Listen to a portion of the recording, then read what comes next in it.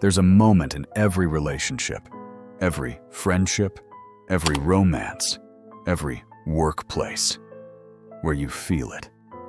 That slight shift. The boundary you didn't defend. The disrespect you swallowed. The piece of yourself you traded away for a smile, a nod, a moment of false peace. And in that moment, something dies. Not dramatically, not all at once, just quietly, like watching your reflection fade in water. You tell yourself it's nothing, a small compromise, the price of keeping peace. But somewhere deep in your psyche, a tally is being kept. Not by them, by you. By the part of you that knows exactly what you're worth and watches you sell it for pennies. Carl Jung spent his life mapping the hidden architecture of the human psyche. He discovered something most people spend their entire lives avoiding, that the way others treat you is merely a mirror of how you treat yourself.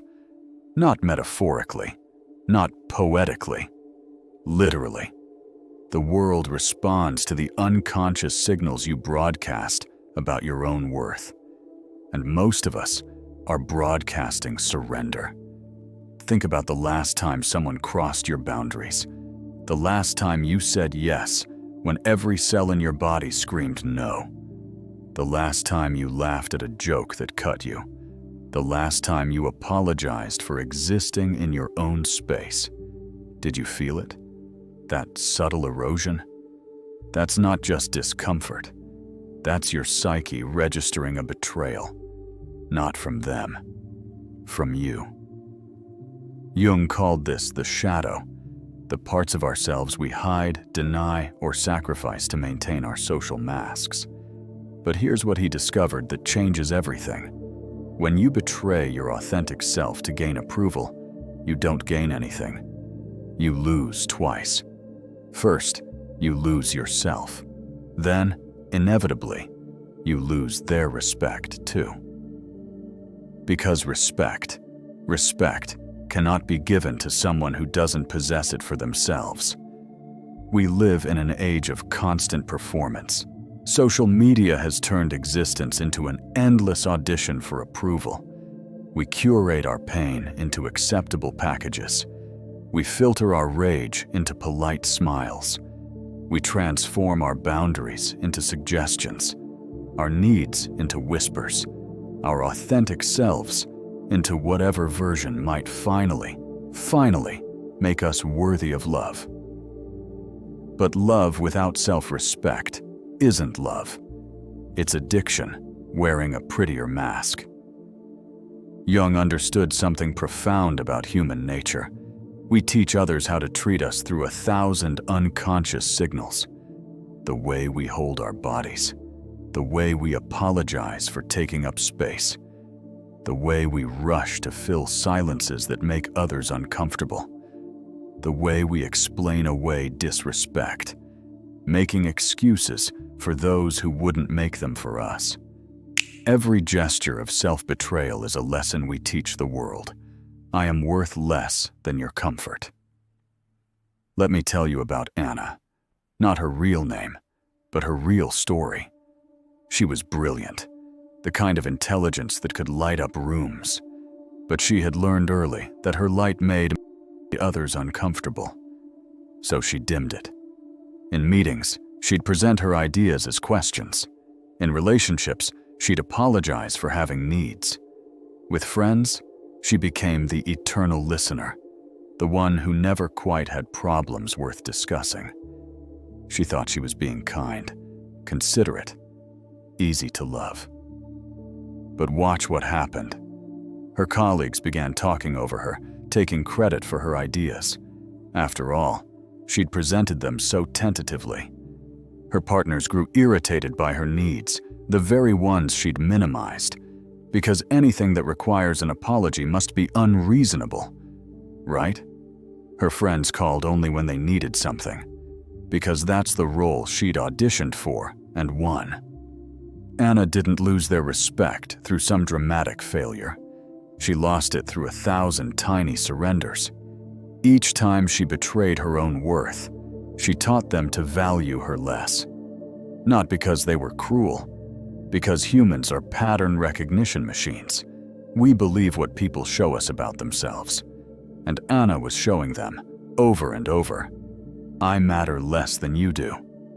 Jung wrote, "The most terrifying thing is to accept oneself completely." Terrifying because complete self-acceptance means confronting every shadow, every piece we've hidden to purchase belonging. It means risking the loss of every relationship built on our diminishment. It means discovering that some people only loved the small version of us, the one that made them feel tall. But here's the revolution hidden in that terror. When you stop betraying yourself for others' comfort, something shifts in the very fabric of your reality. Not gradually, immediately. The moment you honor your own worth, truly honor it, not just perform it, the world reorganizes around that truth. This isn't mysticism, it's psychology. When you respect yourself, you move differently, you speak differently, you occupy space differently. Your very presence communicates a fundamental truth. I am not available for diminishment. And those who fed on your smallness, they'll reveal themselves. Some will rage at losing their supply. Some will test your new boundaries, probing for weakness. And some, the ones who matter, will rise to meet your new standard. But let's go deeper into the abyss, because self-betrayal isn't just about people-pleasing or weak boundaries. It's about the fundamental relationship between consciousness and shadow. Jung discovered that we don't just hide our darkness from others, we hide our light. We don't just fear being too much, we fear being enough. Consider Marcus, who grew up in a family where success meant betrayal, where standing out meant abandonment. So he learned to fail strategically, to sabotage opportunities that might elevate him above his tribe. He called it loyalty, humility, being realistic. But watch the price. Every achievement he diminished taught the world to expect less from him. Every talent he hid became a ghost that haunted his potential. He thought he was choosing connection over success, but he was choosing neither. He was choosing the slow death of unexpressed life. This is the shadow side of self-respect that Jung illuminated. We don't just tolerate disrespect from others. We actively court it. We seek out relationships that confirm our unworthiness. We create situations that require us to shrink. We mistake self-destruction for love, diminishment for belonging, the death of our authentic self for the price of human connection. Until you make the unconscious conscious, Jung warned, it will direct your life and you will call it fate. The unconscious belief that we must earn love through self-betrayal doesn't just attract disrespect, it creates it. We literally train others to devalue us. We punish those who see our worth by making them wrong. We reward those who confirm our unworthiness by calling it love. We become architects of our own diminishment, then wonder why we feel so small. But here's what changes everything. The moment you see the pattern, you can't unsee it. The moment you recognize self-betrayal as self-betrayal, not kindness, not love, not consideration, the spell begins to break. The realization comes like dawn after the longest night. Respect is not a currency you can trade for love.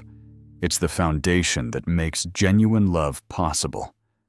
Without it, every relationship becomes a transaction where you're always overpaying. Jung knew this. He wrote, "The privilege of a lifetime is to become who you truly are." But becoming who you truly are requires a kind of courage most people never find. The courage to disappoint those who profit from your diminishment. The courage to be disliked by those who need you small. The courage to honor your worth even when, especially when, it costs you connections built on your compromise. Here's what self-respect actually looks like. It's not aggression. It's not walls. It's not becoming what hurt you.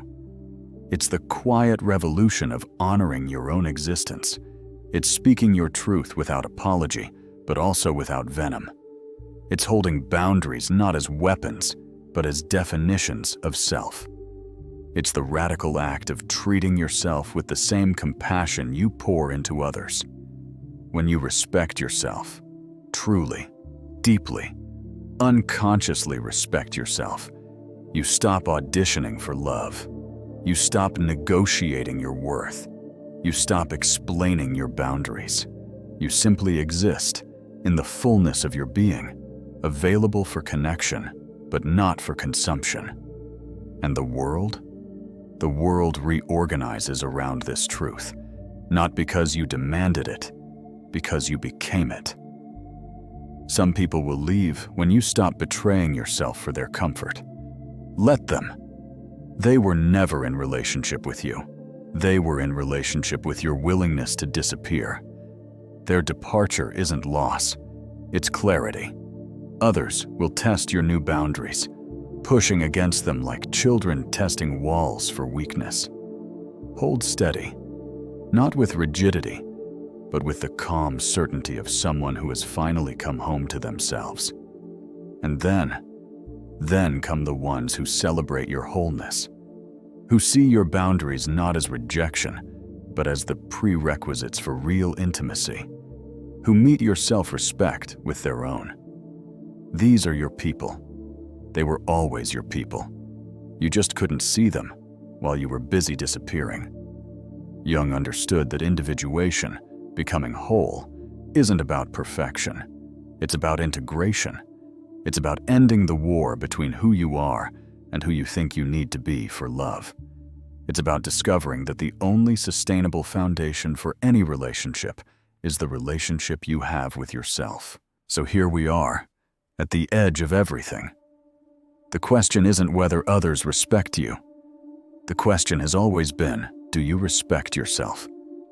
Not in theory, not in words, but in the 1,000 small choices that make a life, in the boundaries you hold or surrender, in the truth you speak or swallow, in the space you take or apologize for, in the light you shine or dim. Jung left us with this: I am not what happened to me. I am what I choose to become. Every moment offers that choice again. Every interaction, every relationship, every day you wake up breathing, another chance to choose becoming over belonging, authenticity over approval, self-respect over the slow death of self-betrayal. The world is waiting to see who you really are, not to judge, not to reject, but to respond to the truth of your being. Because when you finally, fully respect yourself, you don't just change your life. You change the very nature of love itself. What will you choose? The mirror waits. It always has. It always will.